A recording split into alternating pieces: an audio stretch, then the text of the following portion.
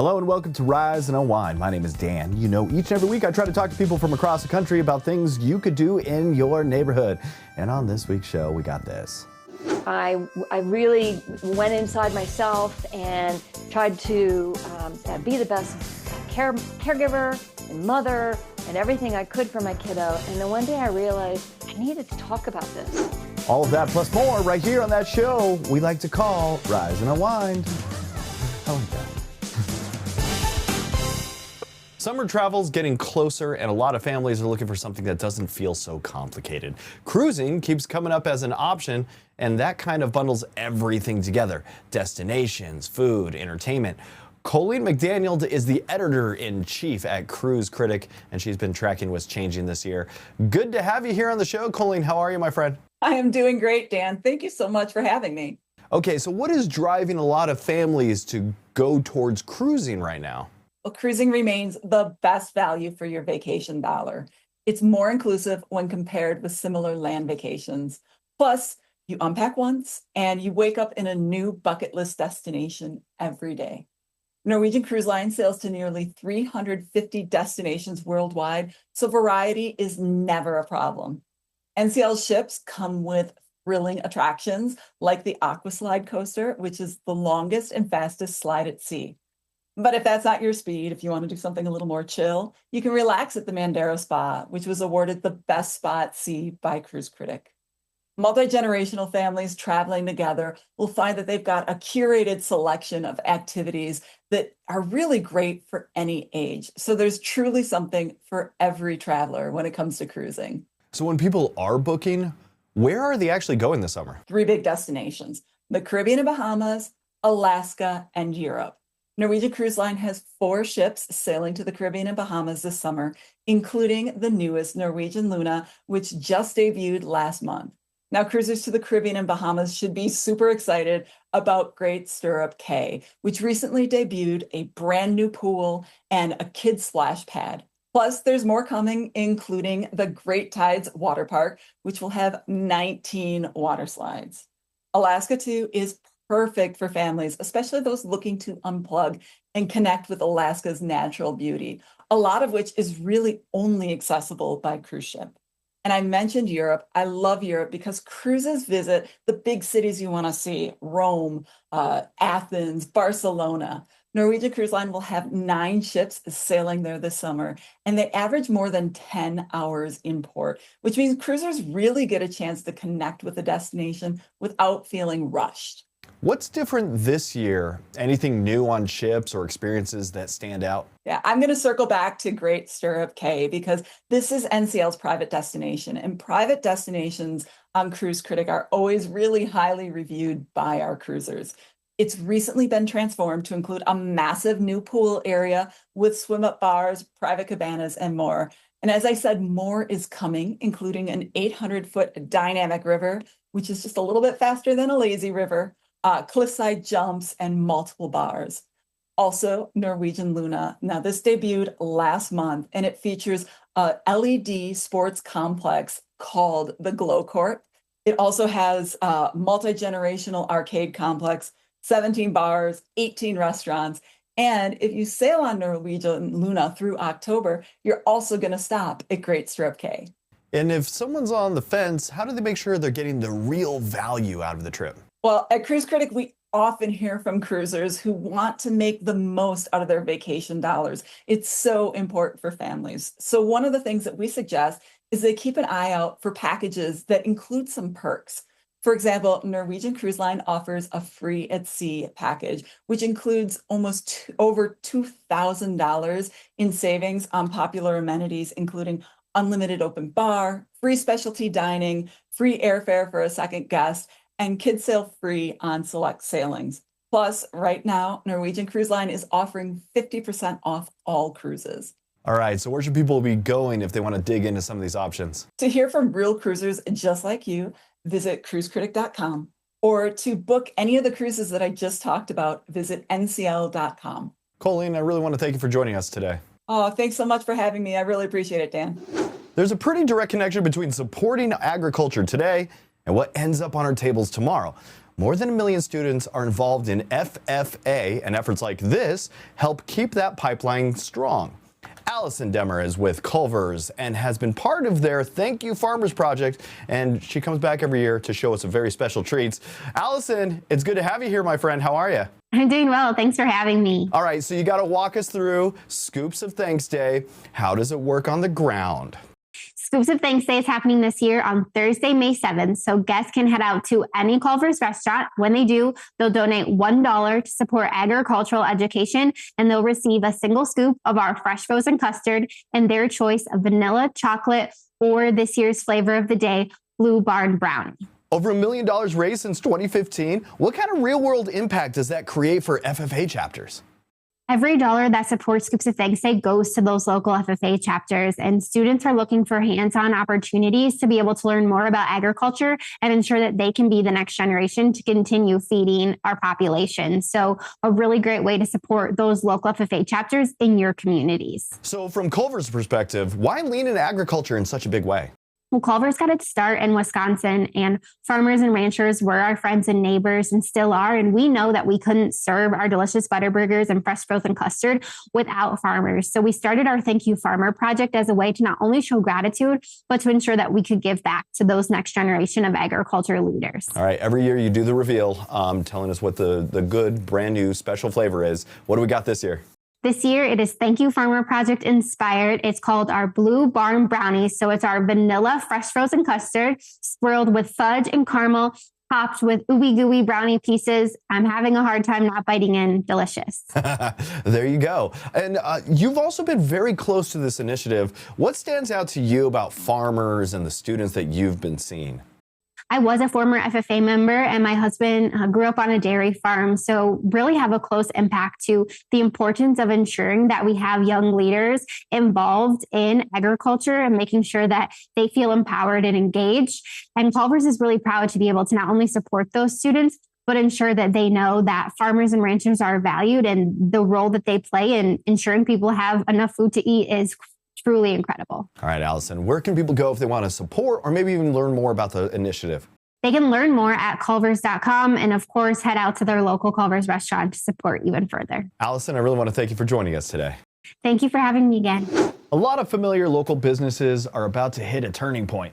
Owners are getting ready to step away, but the next wave of buyers isn't always lining up behind them. That gap could shape what Main Street looks like in years ahead. Adam Klappholz is here, head of product at Zell, to help us understand it. It's great to have you here, Adam. How are you, my friend? It's great to be here. I'm doing well. Thank you. So what does this actually mean for local businesses, and why aren't younger buyers stepping in? Yeah, and we are, currently experiencing a pretty phenomenal demographic trend where the baby boomers have been spending decades building up their small businesses, pouring their blood, sweat, and tears into their operations, and now they're nearing retirement age. They're thinking about planning for retirement. They're thinking about the security of their family in the future. So they need to sell their businesses. And right now, in the upcoming years, we think 3 million small businesses are going to need to change hands in order for the baby boomers to plan for their retirement and beyond. The most likely buyers of these small businesses are the Gen Z and millennial segments. Wells Fargo actually recently conducted a survey of those segments, and the survey said that 60 to 70% of those age groups would actually like to own a small business. It's now just about getting them over the hump to ensure that these small business acquisitions can happen. A lot of these potential owners are potentially intimidated by outdated technology and about onerous processes. So we need to make sure that they are well equipped and confident to take over these businesses. And for somebody who's always thought about owning a business, why does buying from a retiring owner make sense right now? Yeah, and it's an incredible opportunity to buy a small business from one of these retiring baby boomers. So not only are you buying the accumulation of their cash flows, but you're really buying a unique connection to the community. They've been serving these communities for decades. They've perfected the product. They know the customer service. They know their clients by name. They might sponsor the local AYSO team or Little League team. So you're buying a part of the community. You're buying like the fabric of an area. It's not just the cash flows. But the real opportunity here is to preserve that while updating the processes, while updating the efficiencies, to figure out what your digital strategy is, to figure out what your e-com strategy is going to be. Then also payments. If you're selling apple pies at the farmer's market, your customers probably don't want to have to carry cash. They probably don't want to have to write a check. And as a business owner, you probably don't want to have to go to the bank to deposit the cash or the check. So tools like Zelle, they make the transfer of funds seamless, fast, quick, secure, easy. The funds go straight into the SMB's bank account, which allows the SMB to manage their cash flow much more carefully, but also gives them a lot of time so they can focus on their clients. So where are these deals getting stuck, and what are some of the biggest challenges on both sides? Yeah, I don't think there's a real structural stop to these deals. On the boomer side, the seller side, they are motivated to sell, but they're also thinking beyond just dollars and cents. They're thinking about their legacy, their business's legacy. Their SMB might be synonymous with their name, so they don't want to ensure that they're passing it into good hands. On the buyer side, there's anxiety over outmoded ways of doing business and whether they can bring the business into the future. So what I'd recommend on the seller side is to, begin to implement some of these technological tools. If you only take cash or checks today, maybe start taking Zelle. Your buyers love it. Zelle's already used in 160 million accounts across the US. So it's quite ubiquitous and available in 2,300 banks and credit unions. So the buyers are going to love it. As a seller and as a prospective buyer, it's going to save you time, which in turn is going to save you money. You should also look across, the rest of the tech stack, see how you can, further propel e-commerce, how you can further take advantage of some of the software suites that might help with accounting and some of the other back office operations. I also recommend that the seller provide some guidance and some ideas on how the buyer can grow. Don't just, hang up a for sale sign. Be collaborative, work together in order to make a great transaction. So what are some of the younger buyers looking for that a lot of these businesses don't actually have right now? Right. And the younger buyers, they're buying these unique assets and the connections to the community and the products that have been honed over decades. But what they need to do is they need to optimize. They need to bring the operations into the 21st century, into digital, into mobile, and eventually into AI. They need to be a little bit more. They need to absorb basically what the technologies are going on so that they can continue to streamline operations, which will give the new owner time back to further delight their customer, but also time back to think about new growth vectors as well. So if you do step into a long-running business, how do you update it without losing what made it work in the first place? Yeah, and this is really paramount. So these businesses have really honed and evolved their craft to serve the customers well. So before you change anything customer facing, whether it's the apple pie recipe, whether it's a customer service channel where literally know everyone by name, or even if it's a logo, people get attached to those, make sure you're very thoughtful about that. However, for these back-end processes that don't actually touch the end customer in a lot of circumstances, you might be able to improve those. And for back-end processes that will actually improve the customer's experience, like adopting digital payments, so it's right in your bank app and fast and easy, that will also be beneficial to the customers. All right, so where should people go if they want to learn more? Yeah, to learn more, you can check out Zelle.com/business. Or talk to your credit union or bank. They should have a lot of great information on using Zelle for your small business. Adam Klappholz, I really want to thank you for joining me today. Thank you for having me. GLP-1 medications are getting a lot of attention right now, but what's interesting is how much of the success really comes down to what happens in between the doses, your habits, your routines, and understanding your body. Melissa Jaeger is head of nutrition at MyFitnessPal and is here to join us now and give us some insight on how to help out your GLP-1. It's great to have you here, Melissa. How are you? I'm doing well. Thank you so much for having me. I'm glad that you're on the show this week because a lot of people have been talking about it. When you look at this space, where do people tend to kind of misunderstand what these medications actually do? Well, GLP-1 medications are a powerful tool, but they truly work best when paired with daily habits that support your overall health. So thinking about what you're eating, how your body is responding to that medication dosing. And so this is exactly why we created GLP-1 support. Because while the prescription starts the journey, it's those small, consistent changes that are going to drive results. And so with MyFitnessPal GLP-1 support, you can log your nutrition, medication, and how you're feeling all in one place, eliminating the need for multiple tools and building a clearer picture of your journey. So you just mentioned nutrition, medication, even how you're feeling. How does that change the way people approach this? Well, when we are able to put things together into one seamless experience, it reduces how much time you're spending managing all of these different moving parts of your GLP-1 journey. And it brings you personalized insights, which is so key as you start to form and build those daily habits. With the opportunity to log your medication, dose, injection site, meals, timing, and side effects on iOS, you're eliminating the need for multiple tools and allowing you to connect the dots as you navigate your new GLP-1 medication. In addition, we even added customizable reminders so that you can know when to take your next dose. And if you want to make that food logging part of it just a little bit faster and easier, I really recommend our AI-powered tools like MealScan, where you can simply snap a photo of your meal to log it, or taking part in our free GLP-1 friendly recipe collections that help you to get started when cooking at home. And you often talk about consistency. What does that actually look like in real everyday routine? Well, once you start tracking and you are able to bring some awareness to your current routine, it's much easier to identify what habits we can start to build and be consistent on next. You may recognize that with your reduced appetite on a GLP-1 medication, you're not necessarily hitting your protein or fiber goals. So focusing on foods that are going to bring those to your next meals is key, or prioritizing your hydration as you navigate your GLP-1 medication journey. Even adding in a strength and conditioning routine can be incredibly helpful as you're navigating not just your overall health, but supporting your weight loss goals. And for people that want to get a clearer picture of their own progress, where should they begin? I recommend downloading the MyFitnessPal app for free from the Apple App Store or Google Play Store and unlocking tools like GLP-1 support today. Melissa Jaeger, I really want to thank you for joining me today. Thank you so much for having me. Schizophrenia affects millions of Americans, but what often gets lost is what the day-to-day actually looks like for both patients and the people caring for them. A new resource is aiming to make that journey a little more understandable. So today we're joined by Nicole Gillen and Erin Crown. It's great to have you two here. Wonderful. Thank you, Dan. All right, Nicole, when you think back to those early stages, what stood out about how that diagnosis process pretty much unfolded? Oh my goodness. How much time do we have?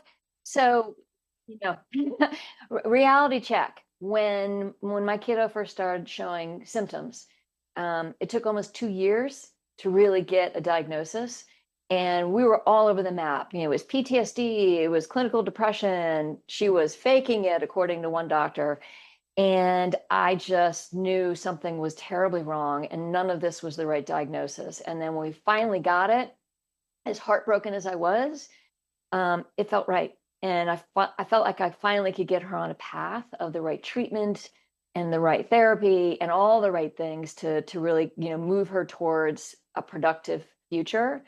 But it took a minute. And Erin, where do you see the biggest gaps in understanding when it comes to schizophrenia? Well, I think there is one extremely enormous gap that is the result of stigma, which is, of course, a misunderstanding or a misconception about an idea or a disease state, and in this case, schizophrenia. I think so many people have this preconceived notion that people living with schizophrenia are somehow dangerous, hostile. It's only the unhoused individuals that we see in the urban communities as we're walking down the sidewalks, and that is so far from the truth. This is an illness that strikes as early as childhood or early adolescence and as late as maybe 30 or early 30s. That is certainly on the later side. Probably an average is late teens to early 20s. And it changes the way people think, act, and feel. Disorganized thoughts, disorganized behaviors. They lose touch with reality, but it is their reality. And this notion that they're dangerous or aggressive individuals, the statistical reality of that is that this is a population that is 11 times more likely to be the victim of a violent crime compared to the general population. So I think we have all of these ideas, either from our city experiences or from television or from the negative stories we hear on the news that really have shaped our thought processes around it in a very wrong way. And this Homeground platform is trying to bring everything into one place. What does it actually offer for some of the families? So Homeground, SCZ.com, is a website where people living with schizophrenia can go to find community as well as resources and education. And care partners like Nicole can go to find information on legal advocacy and financial supports. And people can go and type in their zip code, find information that's relevant to them right where they are. And I think that Teva developing this in collaboration with people living with schizophrenia, care partners, and mental health advocacy groups has not only been a brilliant idea, but an exceptionally resourceful opportunity for this community to have access to hopefully change outcomes and the way people think about schizophrenia and interact with individuals who are living with schizophrenia. And I'll just put a finer point on that. Everything Erin said is 100% right. And because of stigma, we are so isolated, which means that we don't have access to great information. We don't even know where to look. We are really at loose ends from day one. And so to have a place to go that helps not only give us information, but help us build a community as both care partners and people diagnosed, it's everything. Because of our isolation and because of the fact that our system in the United States is fundamentally not really built to care for this community. So Nicole, what made you decide to share your experience publicly? Well, exactly that, the stigma. And it, honestly, Dan, it took me a couple years. I really went inside myself and tried to be the best caregiver and mother and everything I could for my kiddo. And then one day I realized I needed to talk about this for my own health and to realize that it's not her fault. My daughter didn't wake up one day and say, "Ooh, I want schizophrenia." And yet, it knocked her sideways and she still fights every day. And I thought, I need to fight for her loudly and proudly because she's an amazing person and the world needs to know that. And for people watching at home and want to explore this further, where should they go? The website is homegroundscz.com. Hey, I want to thank you two for joining me. Thanks for having us, Dan. For a lot of people, the hardest part of healthcare isn't the care. It's everything around it. Scheduling, waiting, figuring out what's actually relevant, and that kind of adds up fast. There's a new push to make that process more personal and easier to navigate using AI. Dr. Andrew Diamond is here to walk us through it. It's good to have you here, my friend. How are you? I'm doing great. Thanks so much for having me on, Dan. All right, let's start simple. What is Amazon Health AI and what problem is it trying to solve? Well, you just hit the nail on the head. I mean, a lot of folks are really frustrated with the healthcare environment. It's hard to get the care and find it conveniently and when you need it and where you need it. And it can be really, really confusing. One Medical came into existence almost 20 years ago to help address exactly those kinds of problems by making care accessible, same and next day appointments, getting to spend more time with your doctor, having offices that are warm and welcoming and conveniently located.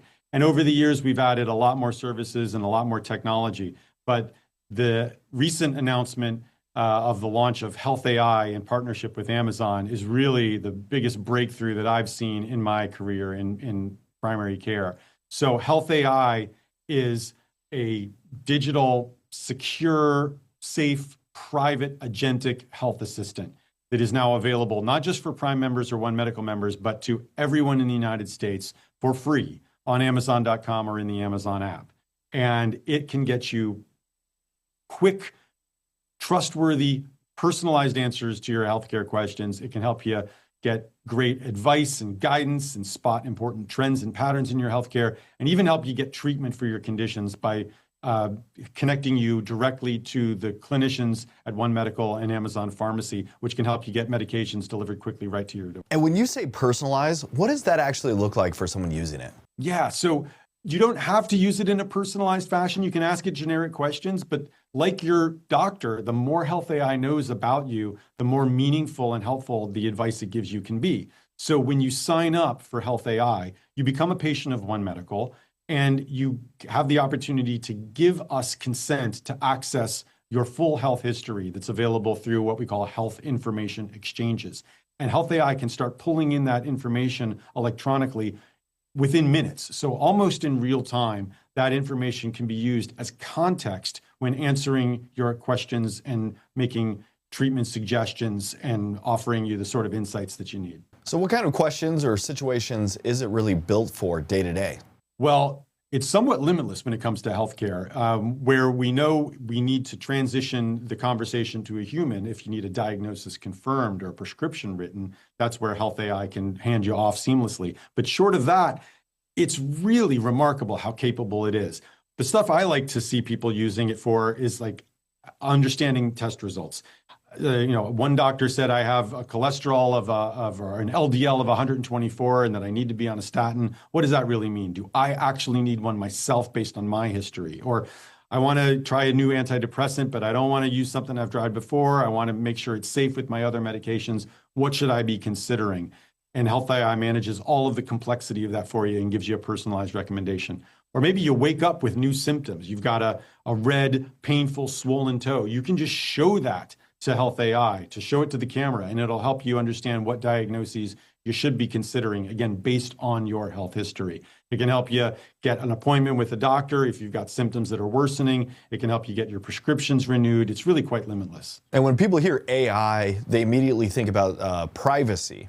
How are you guys handling that side of it? Yeah, well, all of these interactions are happening in a highly secure, what we call HIPAA-protected environment.